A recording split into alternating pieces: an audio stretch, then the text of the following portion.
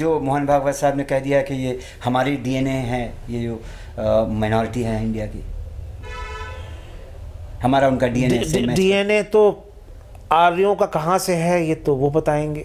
आर्यों का central Asia से है ना, इंडिया में आए। तो ये जो मोहन भागवत जिससे हैं वो डीएनए तो सेंट्रल एशिया का है। हमारा तो डीएनए सेंट्रल एशिया का नहीं है, मुस्लिम्स का नहीं है। बहुत कम लोग हैं। 90% यहाँ पे, 85% यहाँ पे कन्वर्ट्स हैं। हाँ, अगर कन्वर्ट्स हैं तो फिर वही, अगर वो डीएनए नहीं है। हाँ। आर्यों का डीएनए नहीं है। अच्छा, वो आर्यों का डीएनए नहीं हो सकता। नहीं, अगर वो इत्तेहाद के लिए इत्तेहाद की बात छोड़ दीजिए, अभी आप डीएनए की बात कीजिए। हाँ। अगर आर्यों का डीएनए है वो, तो वो भारतीयों का डीएनए कैसे हो सकता है? उसके बाद जब 92 आया तो उसने बहुत, जैसे जनमानस के एकदम हिल गया था, उसमें मैं भी था उसके अंदर। और मुझे ये लगा, चूँकि ये मैंने देखा था कि जो तहरीक चली थी बाबरी मस्जिद की, वो तहरीक उस तहरीक पे आप डिबेट कर सकते हैं। लेकिन ये कि शाबानों की तहरीक चली, बाबरी मस्जिद की तहरीक चली, फिर वो मंडल के मुखालफत में कमंडल आया, वो सब मैंने देखा बहुत करीब से, चीज़ों को मैंने ऑब्ज़र्व किया। तो 92 मुझे एकदम that was a turning point in my social thoughts. तो मुझे लगा कि ये मामला सिर्फ बाबरी मस्जिद का नहीं है, ये मुसलमानों की आइडेंटिटी पर हमले का मामला है और मुसलमानों को सब्जुगेट करने का मामला है। मुसलमानों की साइक को एक तरह से उस पर हमला करके उनको मायूस करने का मामला है। तो बहुत सारी मैंने वर्ल्ड हिस्ट्री में बहुत सारी चीज़ों को मैंने पढ़ा कि भाई कहाँ कैसे माइनॉरिटीज़ का सब्जुगेशन हुआ है, कैसे वहाँ हुआ है। तो मुझे यही लगा कि ये वही सब दोहराया जा रहा है जब भी जैसे ही जुल्म होता था। लेकिन भारत का दस्तूर जो था वो एक होप आज भी है, उस वक्त भी था। और अब संविधान की बात कर रहे हैं। संविधान आज भी उस वक्त भी था। तो आई स्टार्ट में, चूँकि मैं जिस स्कूल में पढ़ता था उसमें सिर्फ हम 9 या 10 बच्चे मुसलमान थे और 3200 बच्चे जो थे वो गैर मुस्लिम थे। It was a huge school, it has a huge campus. तो मुझे थोड़ा सा, मुझे ये पता नहीं क्यों हमेशा से मुझे ये रहा है एहसास कि चूँकि मैं बचपन से लेके और मैंने बुलूगत तक जो है गैर मुस्लिमों में मेरी ज़्यादा पैठ रही है, तो मुझे ये एहसास पता नहीं क्यों रहता है कि भाई मैं थोड़ा सा कुछ हिंदू साइक को ज़्यादा समझने की मुझे थोड़ा सा एक, यानी आपको आसानी है कि जो नॉन मुस्लिम्स हैं जी उनकी दोस्ती, उनकी सोहबत से आप उनको ज़्यादा अच्छी तरह समझ सकते हैं। मतलब मुझे ऐसा लगता है। इसमें एक छोटा सा जो एक सवाल है कि आपने ये कहा कि जब 92 में बाबरी मस्जिद ढहा दी गई, इसके बाद बीजेपी सरकारों को इसी अपने ही कंट्री के अपने ही लोगों ने बीजेपी की सरकारों को हरा दिया, बीजेपी को हरा दिया। तो उससे जो एक बड़ा मैसेज था कि बाबरी मस्जिद इन लोगों ने ढहाया, जो मूवमेंट चलाई बाबरी मस्जिद के ख़िलाफ़, उनको समाज ने या पूरे एज टोटल हिंदुस्तान ने उसे पसंद नहीं किया। तो इसमें माइनॉरिटी अलग कैसे हो गई? देखिए, उसके बाद संघ परिवार का अपना एक एजेंडा, अपना उनकी तो बदलती रहती है ना, उनकी स्ट्रैटेजी बदलती रहती है। तो उन्होंने बेसिक स्ट्रैटेजी क्या है वैसे आपके? देखिए, मेरे जहन में तो यह है कि उनका बेसिक एजेंडा जो है, एजेंडे के हिसाब से स्ट्रैटेजी बनती है। तो उनका एजेंडा, बेसिक एजेंडा ये है कि एक मखसूस फ़िक्र को इस मुल्क पर गालिब करके और यहाँ के जो डिसेंटर्स हो सकते हैं उनकी आइडियोलॉजी के, उसमें वो लिबरल हिंदू भी हो सकते हैं, उसमें आपका अब्राहमिक रिलीजन के मानने वाली भी तो वो तो है ही है, उसमें कम्युनिस्ट भी हैं। हर वो व्यक्ति जो उनकी बात से इत्तेफाक नहीं करेगा, चाहे उसका नाम कोई हो, अच्छा, उनकी विचारधारा को जो सही नहीं मानेगा, उसको दबा के रखने की उनकी पूरी एक स्ट्रैटेजी है।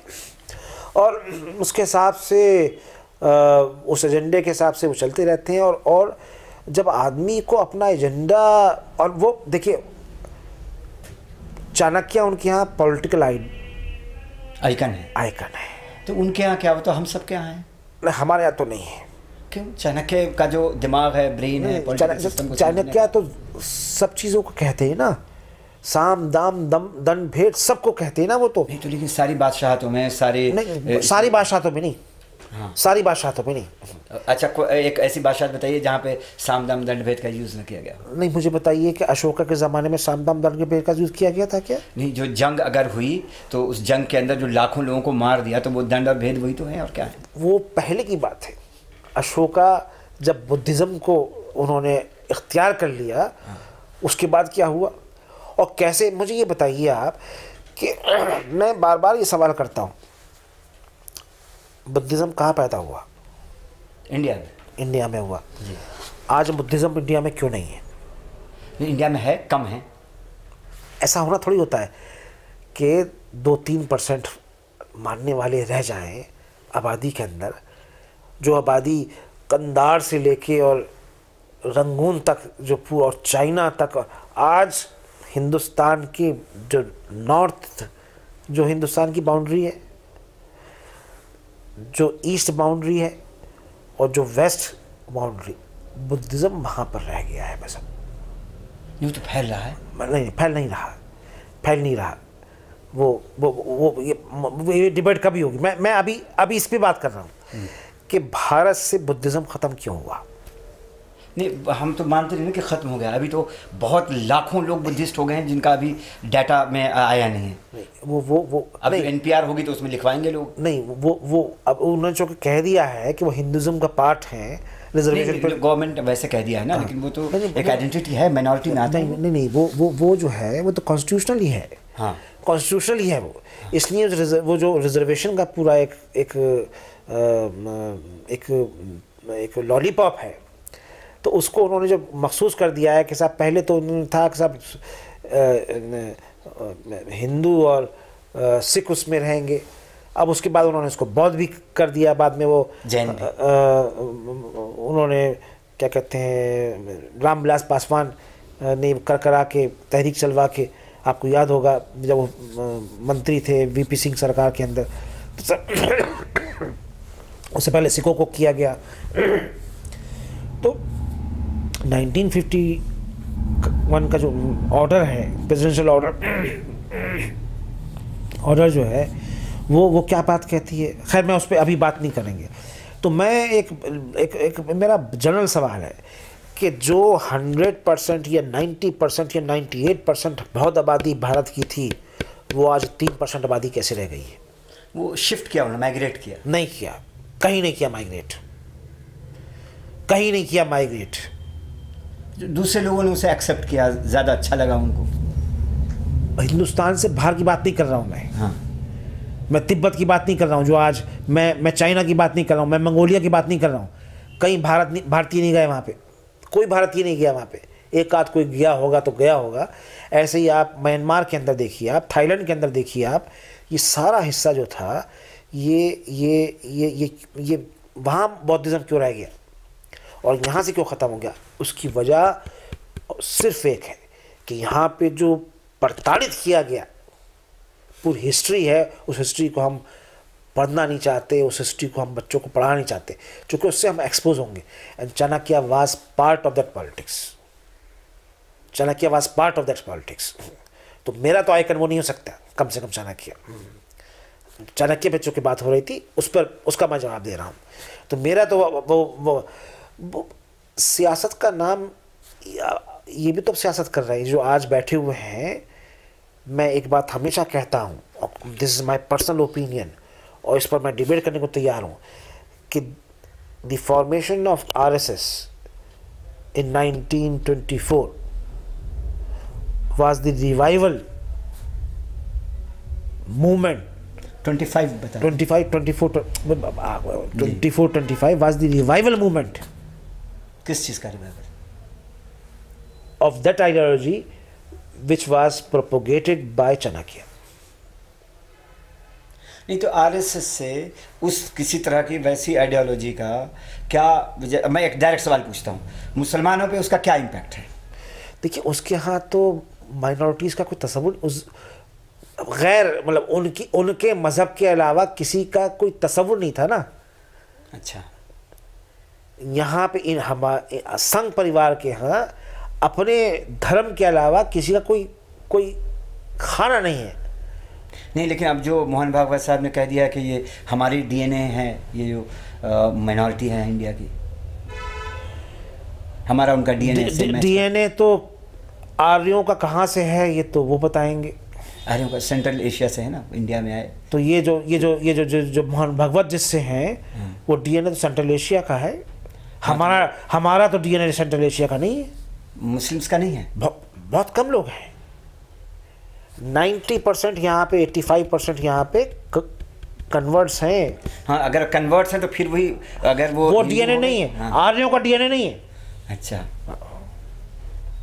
वो आर्यों का डीएनए नहीं हो सकता। नहीं, अगर वो इत्तेहाद के लिए नहीं, इत्तेहाद की बात छोड़ दीजिए, अभी आप डीएनए की बात कीजिए। हाँ। अगर आर्यों का डीएनए है वो, तो वो भारतीयों का डीएनए कैसे हो सकता है? वो भारतीय हो गए ना आर्यंस आके। तो मुसलमान जो सेंट्रल एशिया से, अफगानिस्तान से मुसलमान है वो भी भारतीय हो गए थे। हाँ, वो मानते हैं। फिर उसको भी मानिए आप। हाँ, वो मानते हैं, बिल्कुल मानते हैं, क्यों नहीं मानते? नहीं मानते वो, नहीं, वो गुड़बुड़ करते हैं चीज़ों को, गुड़बुड़ करते हैं चीज़ों। आप तो खुल के अब मुझे बताइए कि औरंगजेब की माँ कौन थी? मुसलमान थी कि हिंदू थी? औरंगजेब की माँ जी। अकबर की बीवी कौन थी? शाहजहां की बीवी, कई बीवियाँ। अच्छा, वैसे हाँ, कई बीवियाँ थी, तो उसमें नॉन मुस्लिम भी हैं। नॉन मुस्लिम भी है। अकबर और औरंगजेब की तो माँ खैर खुद ही हिंदू थी। नहीं, तो उससे आप क्या साबित करना चाहते हैं, क्या बताना चाह रहे हैं? अरे जिनकी माएँ यहाँ की भारतीय मूल की थी, उनको आप भारतीय नहीं मानने को तैयार हैं। नहीं, भारतीय थे, लेकिन आप औरंगजेब को डिफेंड क्यों करना चाहते हैं? नहीं, मैं वो जो डिफेंड नहीं कर रहा हूँ, मैं जो हमला करते हैं, अकबर का नाम हटा देंगे, औरंगजेब का नाम हटा देंगे, हटा दीजिए आप, लेकिन उनको भारतीय मानना पड़ेगा आपको। नहीं, भारतीय तो हैं ही। नहीं, भारतीय मानते क्या? जैसे औरंगजेब का नाम हटा के एपीजे अब्दुल कलाम का नाम। छोड़िए ना उसको, अब एपीजे छोड़िए, एपीजे उसी पे आइए, उसी पे रही है बात आप, कि वो भारतीय काम, उसको हमलावर मानते हैं। वो तो मुगलों को हमलावर, मुगल एक आ गया बाबर, वहाँ से आने के बाद उसकी जो जनरेशन चली है वो बिल्कुल भारतीय संस्कृति को उसने अपना लिया था। 50 बरस की जब हुकूमत हुई थी औरंगजेब की, तो औरंगजेब ने अपना सिक्का जारी किया था, जिसमें एक तरफ रामचंद्र जी और सीता जी का सिक्के पे, आज के ज़माने में फ़ोटो कहते हैं, लेकिन वो एक खाका बनवाया था उनको। 50 साल की जब उनकी वो हुई थी। इतनी हिस्ट्री को डिस्टॉर्ट करके पेश करते हैं, इतना हिस्ट्री को डिस्टॉर्ट करके पेश करते हैं। हमारा क्या ताल्लुक़ हो गया अफगानिस्तान से? आपका ताल्लुक़ क्या हो गया अफगानिस्तान से? हाँ, हमारा कोई ताल्लुक़ नहीं है। नहीं, वो तो प्रोपेगेंडे की बात है। That is politics. वही तो हमें एतराज़ की बात है ना। हाँ, लेकिन एक बात ये बताइए कि जो अगर हम इन मुगल्स को हम डिफेंड अगर करते हैं, उनकी किसी बड़े कारनामे का अगर क्रेडिट लेते हैं, तो उनका एक बैगेज वो भी तो है, जो उन्होंने यहाँ के नेटिव्स के साथ जो उन्होंने जो भी किया होगा। इसलिए कि बादशाह इस तरह से डेमोक्रेसी में इतने जवाबदेह नहीं होते। हमारी डेमोक्रेसी में अगर किसी एक को पसंद नहीं करते हैं, एक पार्टी को, एक लीडर को, तो हम उसे चुनाव के जरिए हटा देते हैं। भाई डेमोक्रेटिक ये जमहूरियत का तस्वुर कितना पुराना है? हाँ, बहुत पुराना नहीं है, ये बात सही है। उससे पहले औरंगजेब हो कि अकबर हो कि शाहजहां हो या पृथ्वीराज चौहान हो, ये सब वही करते थे जो राजा करते थे। बिल्कुल ठीक। देखिए, मैं आपको एक बड़ी दिलचस्प बात बताऊँ, आप उसको थोड़ा सा समझाने के लिए बता रहा हूँ आपको। एक दिन मैं ईरान में या टर्की में एक रेस्टोरेंट में बैठा था, सुबह सुबह नाश्ता कर रहा था, शायद टर्की की बात है ये, टर्की की बात है। कहाँ? इस्तांबुल में? इस्तांबुल में। इस्तांबुल में सुबह सुबह नाश्ता कर रहा था होटल की में के रेस्टोरेंट में बैठा हुआ, तो 5-6 लोग एकदम मेरी टेबल के ऊपर आ गए। तो मैंने उनको देखा, चेयर तो वहाँ पे 4 ही थी, जैसे होता है रेस्टोरेंट में। देखिए, तो वो वहाँ मैंने देखा कि वो पाकिस्तानी थे, तो मैंने कहा बैठ जाइए, नहीं तो ये तो ओपन रेस्टोरेंट है। वो कुर्सियाँ ला के बैठ गए, नाश्ता तो हमने कर लिया। तो मुझे वो मेरे चुटकी लेने आए थे, तो मुझसे कहने लगे कि साहब, कल हमने आपकी गुफ्तगू सुनी, तो बिल्कुल आप तो नेशनलिस्ट, इंडियन नेशनलिस्ट आदमी हैं आप। तो मैं हंसने लगा। तो मैंने कहा कि नहीं, मैं इंडियन पैट्रियोटिक DNA का हूँ। मैं नेशनलिज्म में तो ज़्यादा यकीन नहीं रखता, पैट्रियोटिज्म में ज़्यादा यकीन रखता हूँ। तो कहा उन्होंने लगाया। तो वो मेरी चुटकी ले रहे थे कि भाई कश्मीर के बारे में मेरी क्या राय है। तो मैंने कहा कश्मीर भारत का अभिन्न अंग है, it's integral part of India. तो कहने लगे कि साहब वहाँ वो जुल्म हो रहा है बहुत। मैंने कहा जो आपने ईस्ट पाकिस्तान में बंगालियों पे जुल्म किया था, उसकी तारीख तो कोई मिलती नहीं, इतनी बड़ी तारीख। एक बात हमें समझनी चाहिए कि इंटीग्रिटी के लिए, ये बहुत ही मैं ख़राब बात कह रहा हूँ, स्टेट का एक मिजाज होता है, ज़रूरत होती है। मैंने उनसे कही कि जब स्टेट को लगता है कि शायद ये हिस्सा हमारे, किसी भी हिस्सा हमारे हाथ से फिसल रहा है, तो स्टेट फिर अपनी अथॉरिटी का इस्तेमाल करता है। ठीक है।